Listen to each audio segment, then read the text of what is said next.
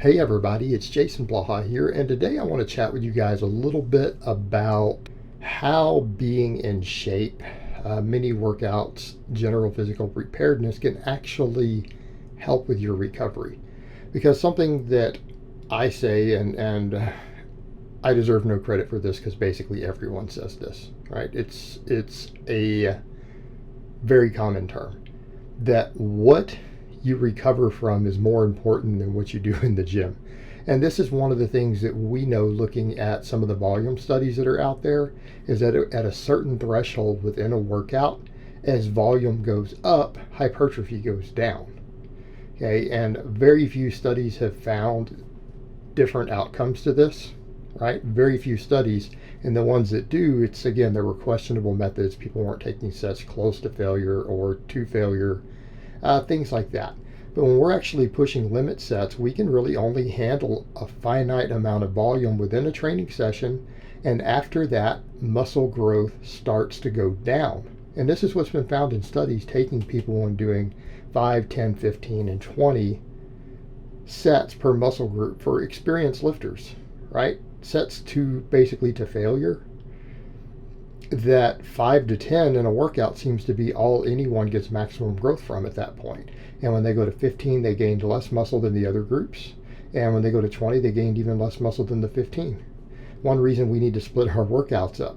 And it's because, it's been postulated. Okay, this isn't proven. It's not universally accepted. It's a prevailing hypothesis that the reason for this is because it takes longer to recover from that and you lose part of your growth window.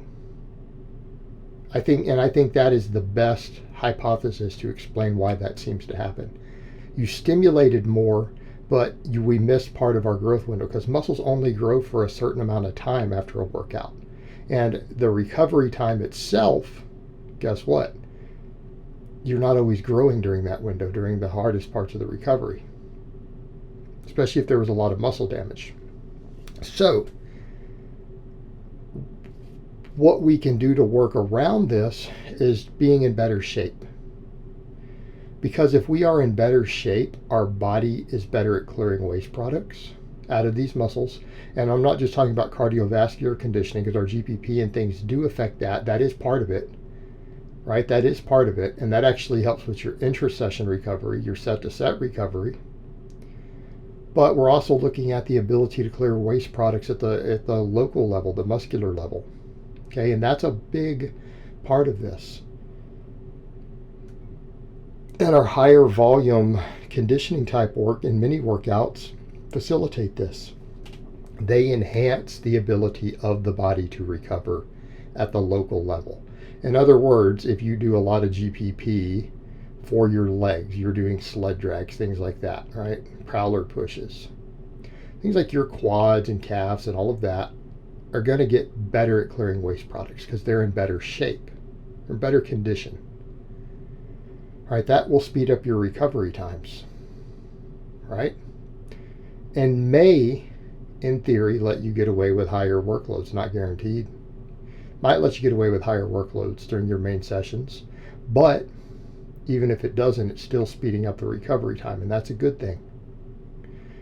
Right? It's the same with our mini workouts. Right? If we're doing really high rep mini workouts, and we're talking over 20 reps, band work, traction work, reverse hypers, right? Band supersets, to where if you like what I like to do stuff like these days, a superset for my upper body for some of my weaker links with bands, and it helps build tendons.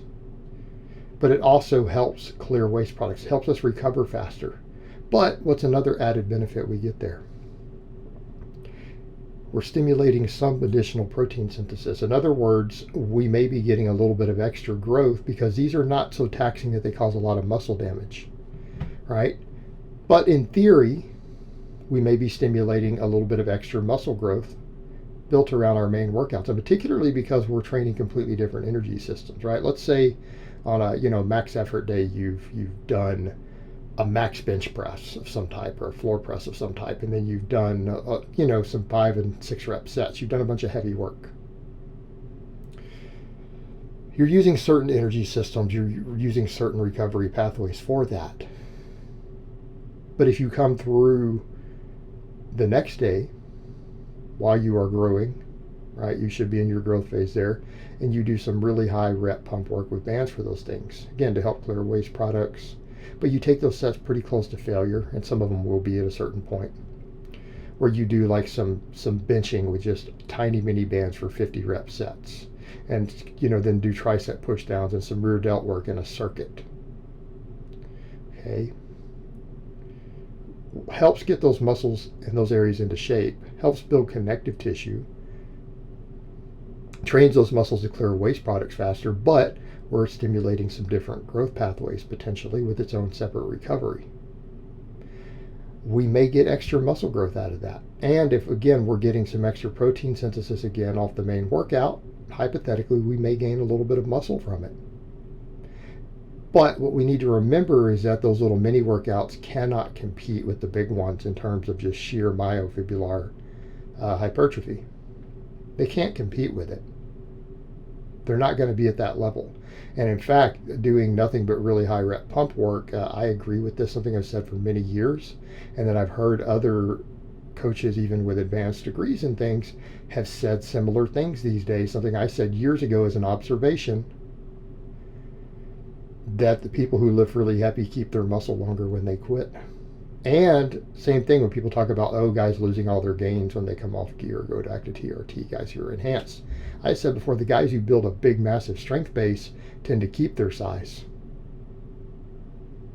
Right? They don't just deflate and shrink the way pump bodybuilders do when they come off. And it's because it's probably more myofibrillar growth, which is more lasting. Okay, you're not going to compete with that with this other pump work, but we are getting additional growth.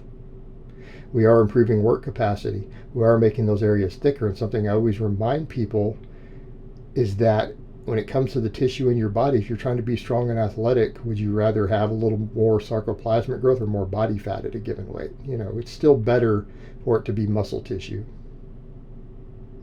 So even for strength athletes, if we're chasing maximum body composition, there's still some strength carryover to that. There isn't strength carryover from that weight being fat. Right? So maximizing that growth, particularly in your weakest areas, will still enhance their work capacity.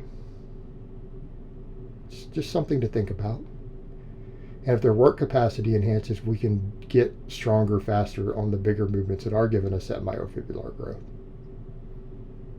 So again, those mini workouts serve a lot of purposes, right? They can serve a lot of purposes if you have everything dialed in, right? All right, guys, but that's really all I have to say on that today. I hope it's been informative, and I will talk to you guys next time.